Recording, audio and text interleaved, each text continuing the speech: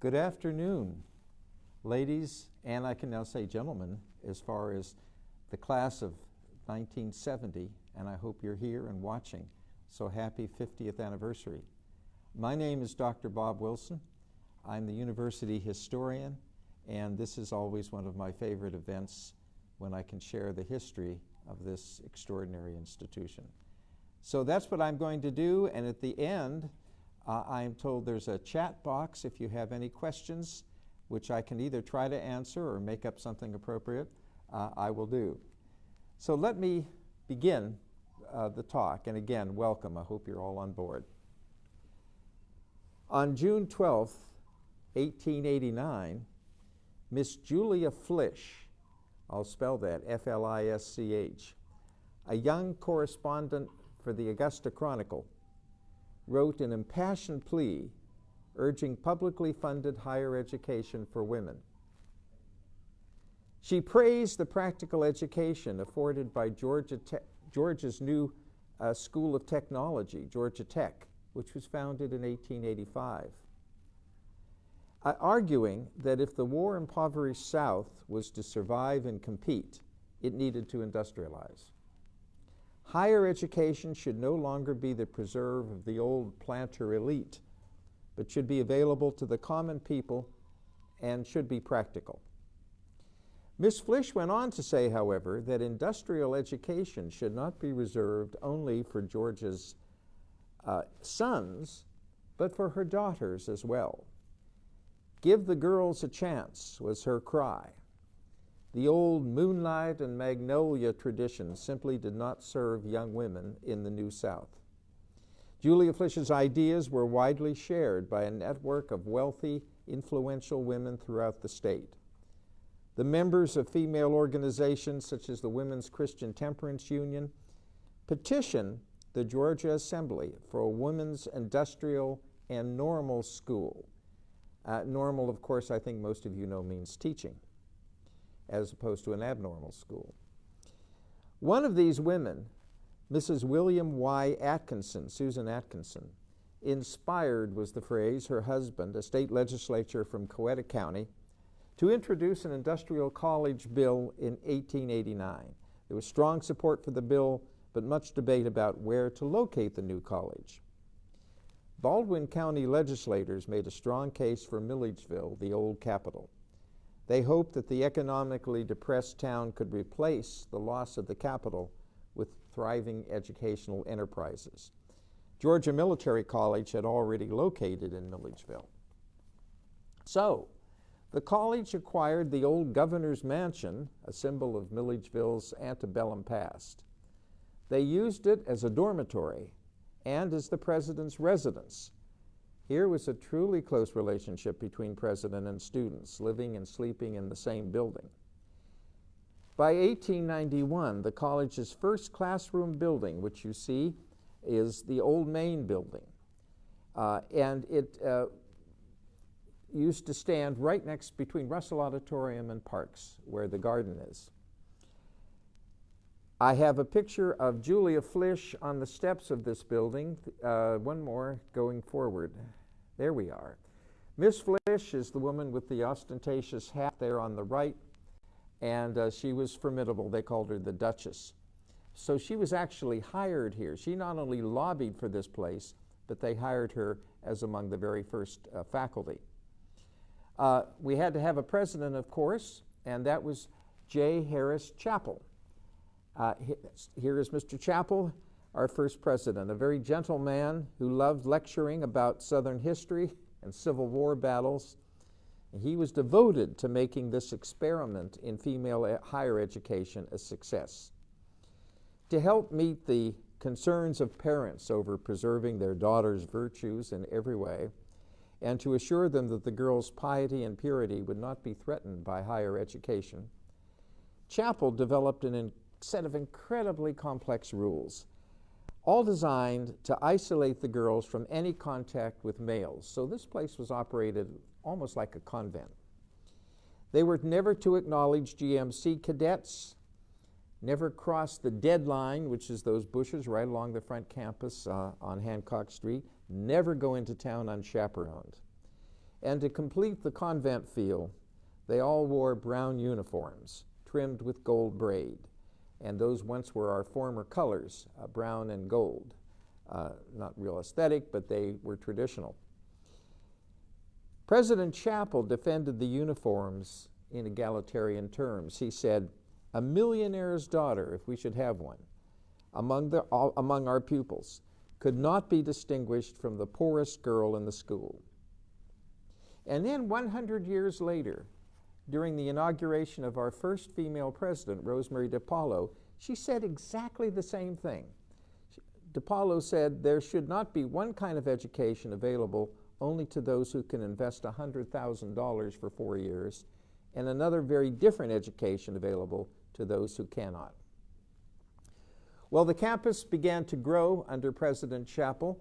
And by the way, he's commemorated in Chapel Hall, a fairly undistinguished building from which I am now addressing you. But we can perhaps show Atkinson Hall. I think that's next. Yes. You may all recognize it, except now it has columns in front. But when it was built in 1898, it was a dormitory, a residence hall, which it was for the greater part of its life. And you see the young women all up on the different porches. And you can see it's a very Victorian building. It doesn't look colonnaded or neoclassical at all.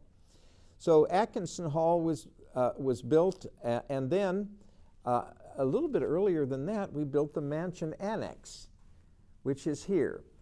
It stood, and by the way, I will have to confess these slides were processed so that a lot of them are backwards. Most of the time it doesn't matter, but this time it sort of does, because when you see the governor's mansion, imagine the annex on the other side, not where that slide shows it. But that was the annex, because they were already, by 1893, it was so successful that they needed more space for the young women who were coming here. And then let's see. Here are just some pictures of the sort of bucolic atmosphere of the campus. The young women who came here relished the opportunity, and they exploited every moment of it. So this is our front campus before there was such a thing as lawnmowers. And you can see the swings and so on. And that's a lovely picture from the early 20th century. Here is the original Chapel Hall, named for President J. Harris Chapel, a really very handsome building, built in 1907. And you'll see the columns on it. Those columns sort of set the tone for the rest of the campus. And that Chapel Hall, unfortunately, was torn down in 1961. They didn't have the money to maintain it. But it was, as you can see, quite a lovely and very important structure that we couldn't save. Here is a picture of some of the girls.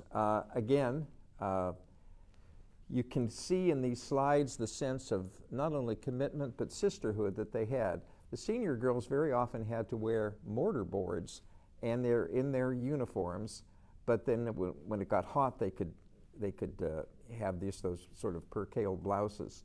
But that's a characteristic picture of the young women on campus. All right. President Chappell retired in 1905. He was dying of tuberculosis, actually, and was succeeded by this dynamic young man who really put the college on the map. His name was Marvin Parks, and we have many things named for him on this campus: Parks Hall, Parks Memorial Hospital. Marvin Parks made the college a force to be reckoned with, and the name of the college from its founding was Georgia Normal and Industrial College, GN&IC. It was now a force to be reckoned with. Parks took it from out of the administrative control of UGA, which it had been originally, and took this 2-year, essentially teacher's college, and turned it into a full 4-year degree-granting liberal arts institution. Its new name in 1922, given all this, the name changed from GN&IC to Georgia State College for Women, GSCW. And that's the name that put this institution really, again, on the map. Parks had a lot of innovative programs, and we can look at some of those. First of all, I had another picture of the young women. And by the way, women all over the state of Georgia were selected if they were bright, even, young women who came from very rural communities who'd have no chance of higher education. Somebody in their town or county would say, she's really deserving and she'd be sent here. And so they made the most of their opportunities. Okay. Here are some of the things that Parks began to initiate. He brought basketball to the campus. He wanted the girls to be physically fit, and he thought, what would be a sort of seemly way of doing that? And basketball was a brand new sport. It hadn't been but 20 years since it had been invented. And indeed, these basketball courts, it's half-court basketball, this may well be the first place in Georgia that basketball was played, right here on our campus, behind Atkinson Hall. And where that court is now is where our new Arts and Sciences building is. Or not so new anymore, actually, but where the Arts and Sciences building is. He also, and here's the thing about Parks, he didn't have as expansive a view of the roles that women should play in some ways as Chappell had and as Julia Flisch had. And so he wanted a kind of more traditional thing. And one of the things he was interested in, of course, was agriculture and making the very best of agriculture in the state and introducing new techniques. So he built chicken coops, and these stood right up where the new library is. And even had a young woman, Rowena West, who's one of the women in that picture, who was in charge of showing the girls how to raise poultry. They called her Chicken West behind her back. So domestic science, and so on. Parks, among other things, while he was president, built the beautiful Terrell Dormitory in 1908. It was originally called Lamar, by the way, but then he fell out with the man they named it for and had it renamed, so you didn't mess with President Parks. And after a terrible fire that destroyed the old main building, knock on something, whatever this table is, it was the only major fire we've had on this campus, but it burned the old main building to the ground. Fortunately, nobody was hurt in that, but it was a conflagration. In 1926, Parks, after he'd been here 20 years now, built Russell Auditorium. And right in back of it, what was then called Arts Hall. We now call it Lanier. And that was all in 1926 as a kind of a center for the performing arts and culture. Marvin Parks that very same year died when he was at a conference in Tampa, Florida. He was hit by a car, and this town was just in the deepest mourning. What shall we do without President Parks? But his legacy survived. And part of that legacy, I would say at this point, was expressed by the extraordinary faculty we've had at this institution, following in the mold of Julia Flisch. We had Alice Napier, who taught mathematics here from 1893 to 1946, for 53 years. The faculty were persistent, and we have a residence hall named after her, Napier Hall. And she was beloved. And then, we have the picture, I'm sorry, that's fine. We have the picture of the women going to convocation in Russell Auditorium. They still have sort of uniforms, but the old uniforms were going by the board. By 1934, the girls didn't have to wear uniforms. But Russell hasn't changed. It's a little prettier now, but okay. Let's see what we've got. Okay, here's one of the later faculty that I should certainly mention. She was hired in the 1946. Her name was Rosalie Walston, and she was still teaching when some of you who were watching were here, I'm sure.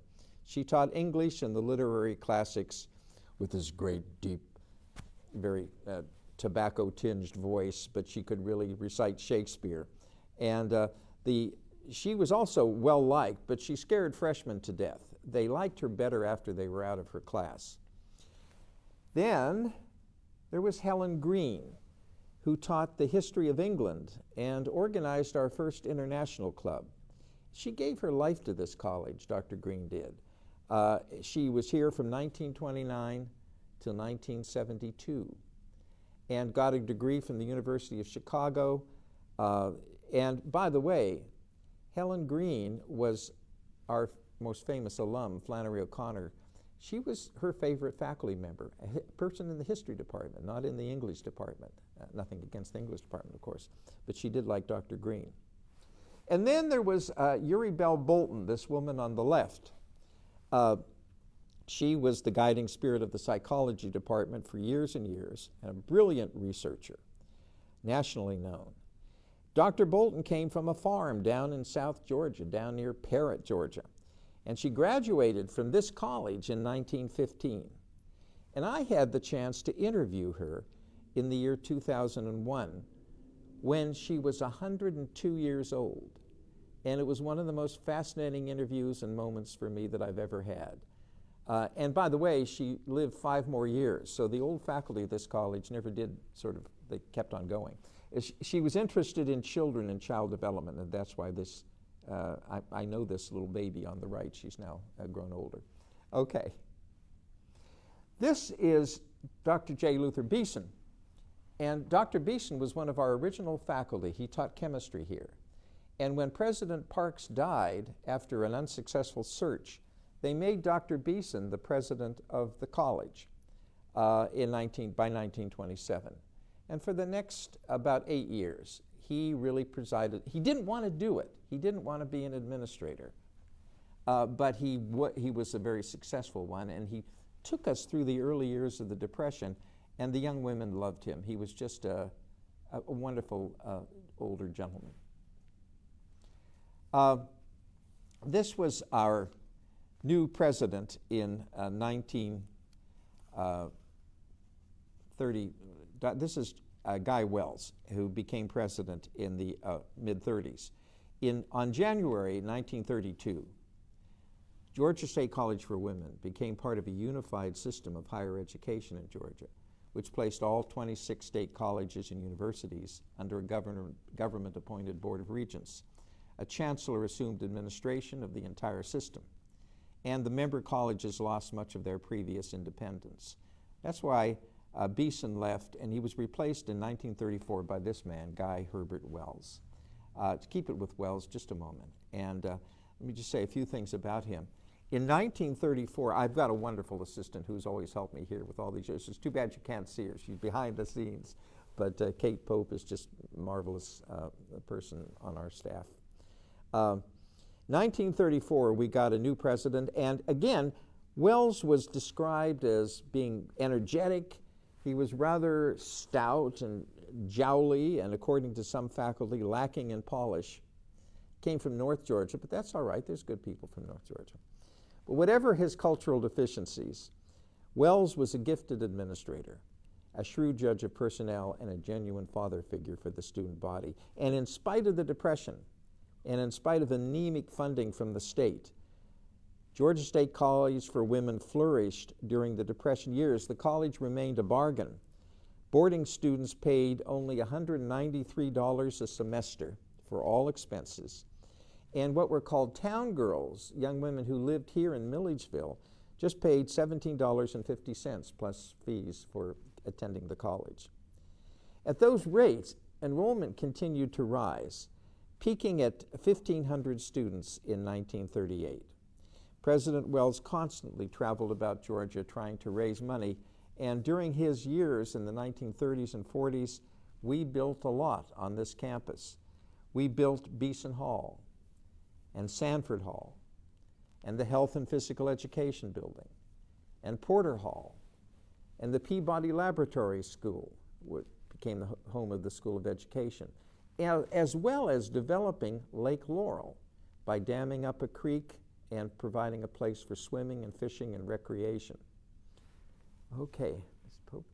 I should mention this man before we go any further. This is Max Noah, who came in the late 30s into the music department and became the guiding spirit of the music department, most famous for his developing the Max Noah a cappella choir, which traveled all over the state of Georgia and probably brought our college to the attention of more people than anybody else ever did. And we still have an auditorium named for him, Max Noah Auditorium. When Guy Wells took over the college, he had the dean of students, dean of women, worked very closely with him. Her name was Ethel Adams, and she came here in 1935. Ethel Adams developed or continued many of the traditions of the college. There was an annual hike to the banks of the Oconee River.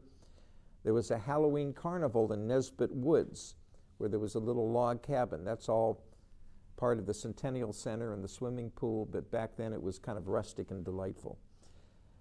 The students made their annual pilgrimage, to the graves of President Parks and Chapel in Memory Hill Cemetery. But the most vital tradition of all was begun by Dean Adams. And by the way, we have a residence hall, of course, named for her, Adams Hall. The freshman and sophomore classes, aided by juniors and seniors, began vying with each other to produce the best skits and dances. The winning class received a little gold-plated shoe known as the Golden Slipper. These class productions became increasingly elaborate, involving nearly every student in one way or another. I think nothing expressed better the sense of sisterhood and community that existed at GSCW than Golden Slipper. Here you have some of the alums coming back to visit the campus. It says, "Hi, Jesse." It's backwards.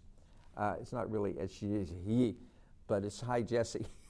And the Jessies is the nickname for the students that came here. It's sort of an abbreviation of GSCW. So you were a Jessie. Our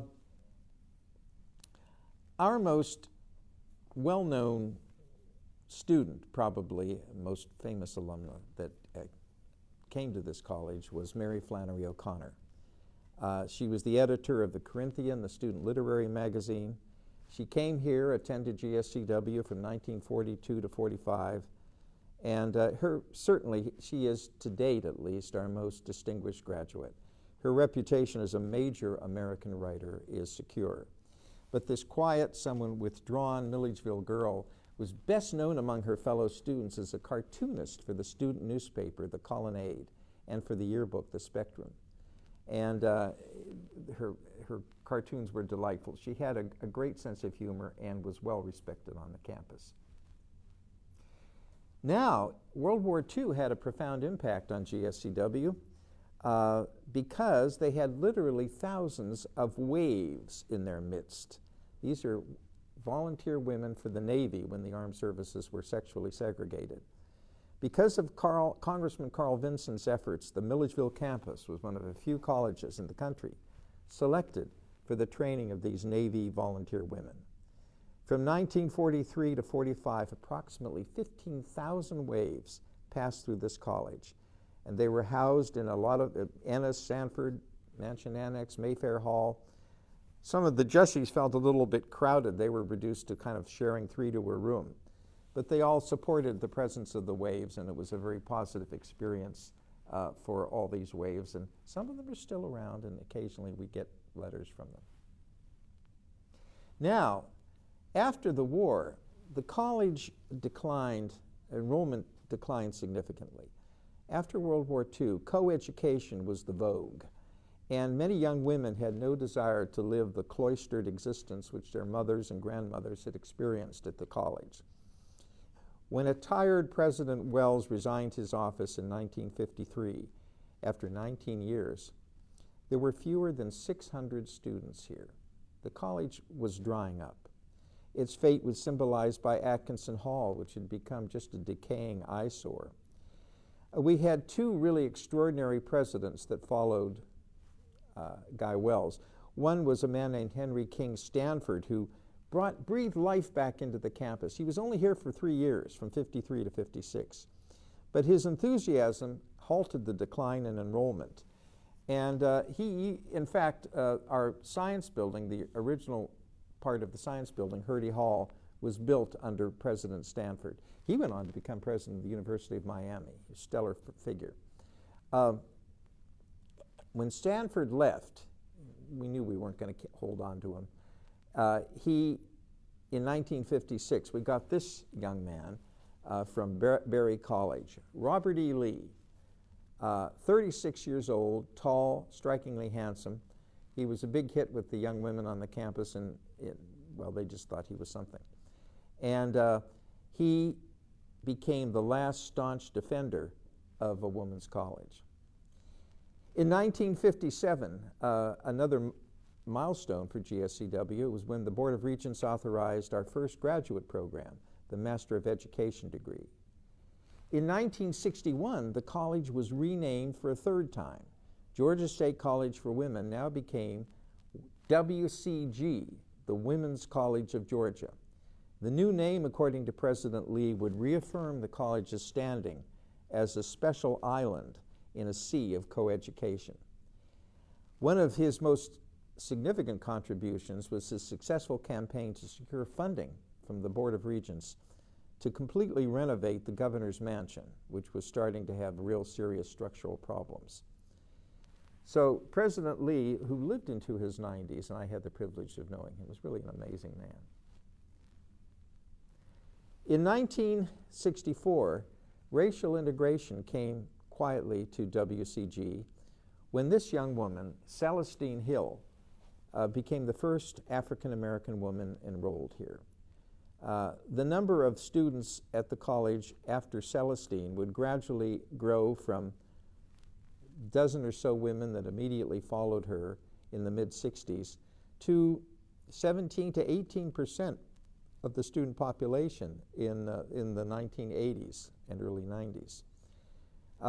So the integration here, Celestine had some problems with some faculty, but basically the students accepted her warmly, and most of the faculty did. It was accomplished with great dignity and intelligence. In 1966, there was the feeling that the college needed to be, at last, co-ed. It had grown under President Lee, but not enough to justify the big physical plant. And so in January of that year, 1967, the Board of Regents announced that Women's College of Georgia would admit males as regular students beginning in the spring quarter. At about that time, we still have Golden Slipper, but as you can see, the character of it has changed quite a lot. Students used to ask me in this lecture, was this girl on the left really smoking a toke? And no, she's just pretending. But it was a whole different world. An era was drawing to a close, and a college which had once served women from throughout Georgia and the Southeast was now, in 1967, becoming a coeducational regional institution, serving just the needs of Central Georgia.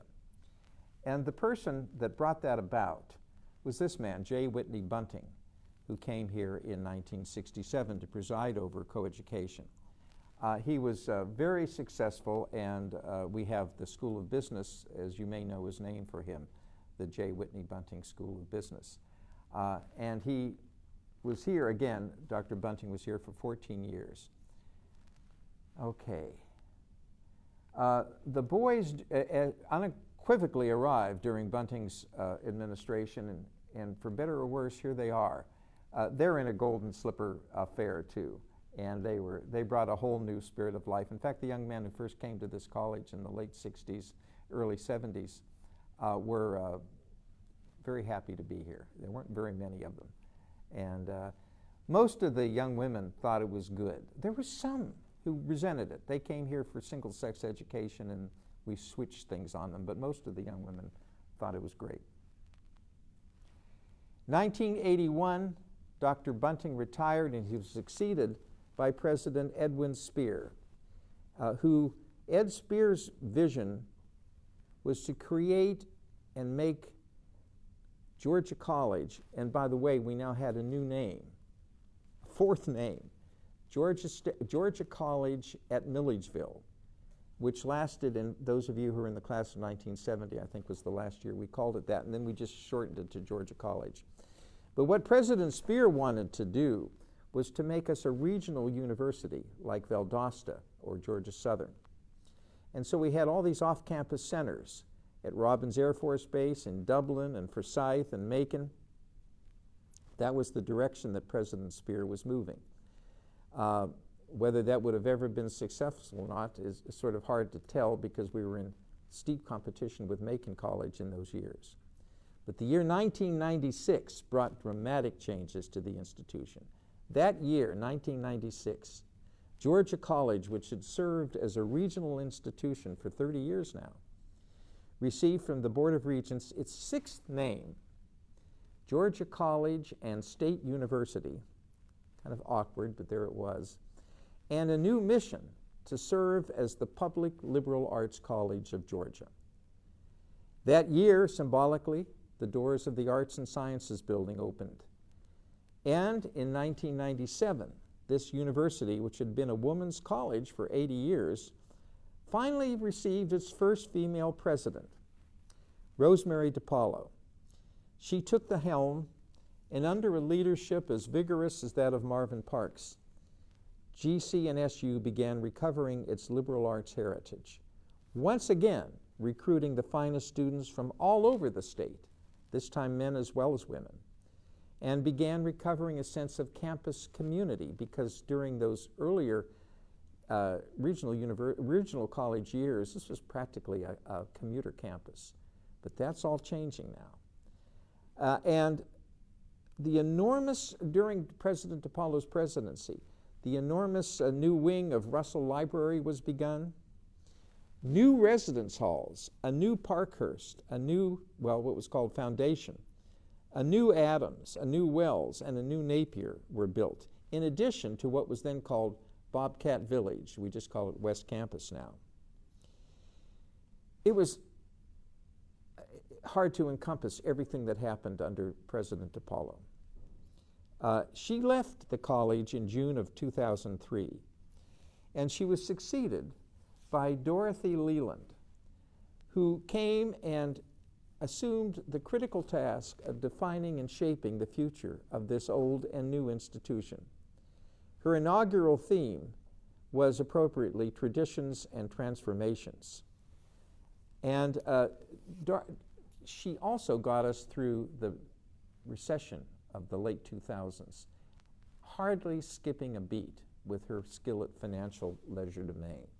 Dr. Leland was well loved and a marvelous person.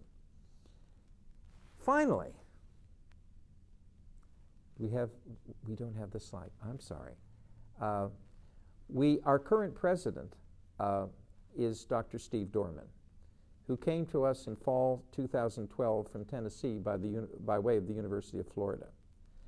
Dr. Dorman, I think, has a finely calibrated sense of maintaining the defining traditions of this 100 and, what are we now? Let's see, 1889, 1989. Long and wondrous history. Yeah, but I want to get it right. I think 131 years. And indeed, wondrous history. But also of bringing our core mission and tradition into a new era. This is what Dr. Dorman has accomplished, not the least of which is his determination to let the nation know what an extraordinary fine school we have. Like our founder, Julia Flisch, he's a proponent of engaged learning, which he recently and rightly said is a part of the DNA of our institution. We're fortunate to have Dr. Dorman, who when I think back, it's hard to believe, but he has been here 8 years now.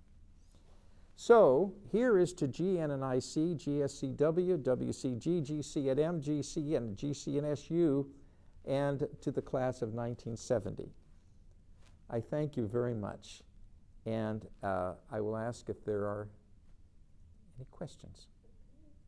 There are a lot of people saying hi to Dr. Bob. Thank you. Hi to y'all. I wish we could be here in person. One question, what is your favorite decade in Georgia College history? I haven't been alive during the entire history. Some people. Can you repeat the question? Yes, I'll repeat the question. The question is, what is my favorite decade in Georgia College history? And I would have to say the 1990s, in which we got the new mission. because I came in 1987, and I'll tell you how much this place transformed itself. We got all these extraordinary new students, not only good students from Middle Georgia, but now 70% of them come from the North Atlanta area, and extraordinarily good students. And there was a feel under President DiPaolo that here was a person who really understood the liberal arts and encouraged it in so many ways, in learning, in art, in music. She happened to be a big fan of the Georgia College Jazz Band, I know that, and you never knew where she was going to be. There were some workers working on the restoration of the Maxwell Student Union, named for a wonderful professor, Dr. Mary Thomas Maxwell. Anyway, they were working on the roof. There was a ladder that went all the way to the roof of the MSU, and suddenly up pops Dr. DiPaolo, high heels and all, had climbed this ladder and was just wanting to see how things were getting along. I mean, it was an exciting, exciting time, and it's continued that way. But I think those of us who had been around were just so very pleased to see what was happening. Question, who was the last president to live in the old governor's mansion? The last president to live in the old governor's mansion was actually President Ed Spear. That was the tradition, that the presidents lived on the top floor of the governor's mansion. Not all of them and not all of their wives liked it, and some of them loved it. But Ed Spear had a family, three young girls, and they just wanted more privacy. The mansion was kind of a fishbowl, and there were tours. So in the early 80s, President Spear bought his own house, a nice house in downtown Milledgeville. And so it was Ed Spear was, for a year or two, was the last president to actually live in the governor's mansion. All right, we're having a lot of comments about how you talking is making them relive being in your classroom 20 years ago. Oh gosh. And they admire your wit and humor. Let's see. I apologize. I can't contain myself, you know, but thank you. The question I should say is a lot of people said nice things about having been in my classes, and I'm glad you're watching. That's it. That's it. Well, that wraps up my session. I usually get to meet with you all and chat in depth because I usually learn more from you than I ever really knew about the college history. I just have the broad view, I guess. Thank you very much for allowing me to do this, and thank you for attending this session.